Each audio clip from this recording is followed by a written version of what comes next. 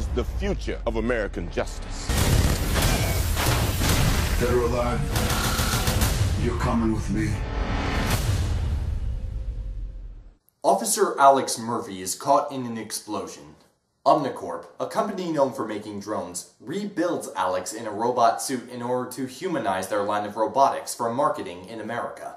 This video will consist of my unspoiled opinion. Unspoiled meaning I haven't seen the original Robocop yet, so I have nothing to compare the remake to.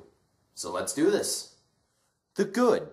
I like the way that this movie covers a particular man versus machine dynamic in the areas of morality, politics, and business. Most of the time, morality and politics are overlapping because within this movie there's a bill against robotics being used on US soil, and the morality is robots can't feel, which is why they're trying to put a man inside a robot so that they can humanize their product. And with this humanization, it'll be easier to get the American people on the side of Omnicorp, meaning their business will boom in America.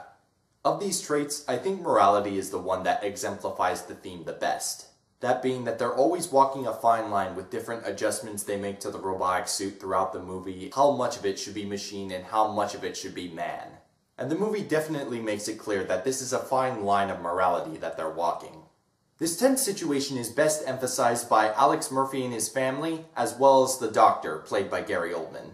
The Doctor takes pretty big ethical issue with all the alterations being made to Alex, slowly making him more machine than he should be, and his family takes issue because essentially the robot suit has made Alex a hit personality across the nation, so they basically have to share him with his work. And considering that Alex is a police officer, that's saying something.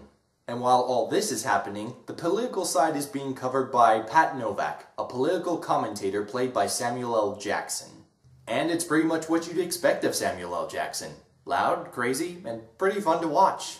Lastly, the Robocop suit. I thought it was pretty cool. I heard that the original Robocop evolved from the production of what was originally going to be a Judge Dredd movie.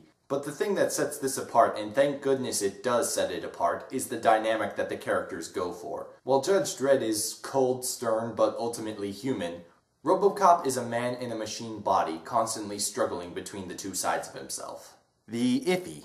This film had somewhat of a secondary antagonist working for the corporation that built the Robocop suit and put Alex Murphy in it. He wasn't bad, but it just felt like the only reason he was in the movie was to taunt Robocop. The actor who plays Hiccup in How to Train Your Dragon is in this movie as a marketing executive. It was kind of cool that I recognized somebody in this movie, but I couldn't get Hiccup out of my head, so his presence was kind of distracting.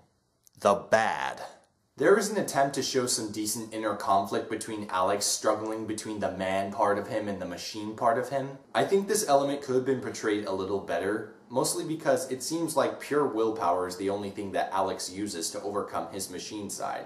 They do explain some kind of biological factors that start to affect him and his performances in the suit, which is why they have to tinker with the machine parts, make it a little more controlling of the whole thing.